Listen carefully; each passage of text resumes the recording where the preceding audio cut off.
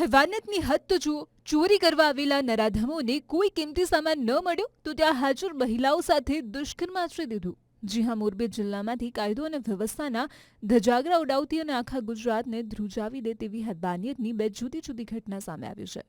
ગત 4 અને 5 જૂનના રોજ મોરબીમાં બે અલગ અલગ ખેતરોમાં રાત્રે આ નરાધમો લૂંટ ચલાવવાના ઈરાદે ત્રાટક્યા. પરંતુ જ્યારે આ શ્રમિક અને ખેત મજૂર પરિવારો પાસે તેમને કોઈ કિંમતી મુદ્દામાલ ન મળ્યો ત્યારે આ નરાધમોએ તમામ હદો વટાવીને ત્યાં હાજર મહિલાઓ સાથે દુષ્કર્મ આચર્યું.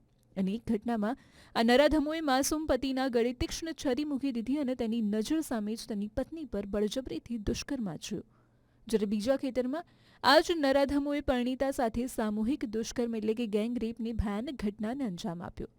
જોકે ઘટનાની ગંભીરતાને જોઈને મોરબી એલસીબીએ તાત્કાલિક એક્શન લીધા અને આ ક્રૂર ગેંગના મુખ્ય સાગરીતો નવખણ વાઘેલા, દિલીપ ઉર્ફ દીપો, મુન્ના વાજેલિયા અને એક સગીર કિશોર સહિત 4 આરોપીઓની ધરપકડ કરી છે. જ્યારે તેમની પાસેથી 50,000નો મુદ્દામાલ પણ જપ્ત કરાયો છે. અને આ ગેંગનો હજુ એક આરોપી ફરાર છે, જેને પકડવા પોલીસ રાત દિવસ એક કરી રહી છે. પણ સવાલ એ થાય છે કે રાત્રે ખેતરોમાં પરસેવો પાડીને પેટ ગુજારો કરતા ગરીબ શ્રમિકો જો પોતાના ખેતરમાં સુરક્ષિત ન હોય તો પછી બીજું તો શું કહેવાનું.